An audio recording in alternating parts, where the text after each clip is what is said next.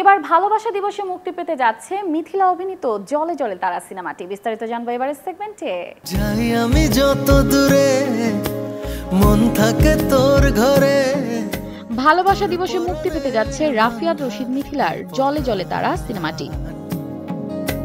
যত বেশি ভাবি তোরে সুখ লাগে অন্তরে।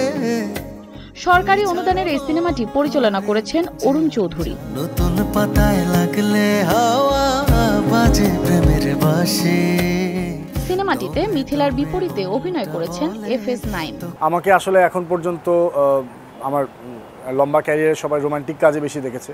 গত 4 বছর ধরে অনেক থ্রিলার, অ্যাকশন, অনেক সাবজেক্টিভ কাজে, like Karagar web series, mission হান্ডাউন web series, overtrump web series, Kaalpurush web সিরিজে একেবারে অন্যরকমভাবে দেখেছে। ব্যক্তিগত অভিনেতা নাইম হিসাবে আমার প্রত্যাশা হচ্ছে আমি আরও বেশ কিছু ছবি করতে চাই। আর যদি দর্শকের জায়গা থেকে বলি তাহলে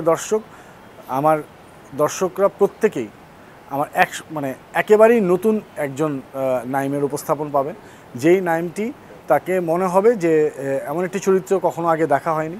এবং আমার বিশ্বাস যে যারাই দেখবেন ছবিটা তারা প্রত্যেকেই বলবেন যে অভিনয় তো মাত্র শিখছি, কিন্তু যতটুকু আমার চেষ্টাটা আমি করেছি সেই চেষ্টাটা, সেই হার্ডওয়ার্কটা, সেই ডেডিকেশনটা, সেই ভালোবাসাটা আমার স্ক্রিনে তারা খুঁজে পাবে।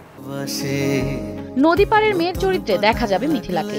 নদীর পাড়ে সার্কাস দেখায় যার কিছুই নেই, এমন গল্প ও চরিত্রে আগে কখনো দেখা যায়নি মিথিলাকে। জলে জলে তারা আমার বাংলাদেশে আমার শুট করা দ্বিতীয় চলচ্চিত্র, কিন্তু এটা কিছুটা সময়ের গ্যাপে রিলিজ হচ্ছে।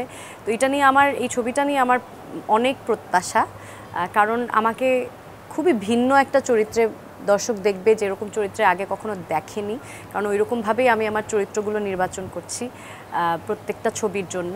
জলে জলে তারা ছবিতে আমার যে চরিত্রটার নাম তারা একজন ভাসমান নারী যে একটি সার্কাসে কাজ করে। সার্কাস যেরকম সেই আমলে ভেসে ভেসে বেড়াতো, বিভিন্ন ঘাটে ঘাটে গিয়ে সার্কাস দেখাতো, সেই রকম একটা দলের সে অংশ।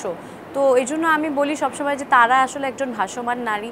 আর এই চরিত্রটা করতে আমাকে যথেষ্ট অনুশীলন করতে হয়েছে, কিন্তু সেটা নিজের মধ্যেই, এরকম না যে আমি সার্কাসের কোনো অ্যাক্টিভিটি পারফর্ম করেছি। তবে দৃশ্য ধারণ করার সময়, শুটিংয়ের সময় আমাকে খুব রিস্কি কিছু দৃশ্যে অভিনয় করতে হয়েছে, সেটা দর্শকরা দেখতে পারবে। সেটা আমার জন্য একটা নতুন অভিজ্ঞতা ছিল। নারী কেন্দ্রিক এই গল্পটিতে মিথিলার বাবার চরিত্রে অভিনয় করেছেন ফজলুর রহমান বাবু, মায়ের চরিত্রে মনিরা মিঠু।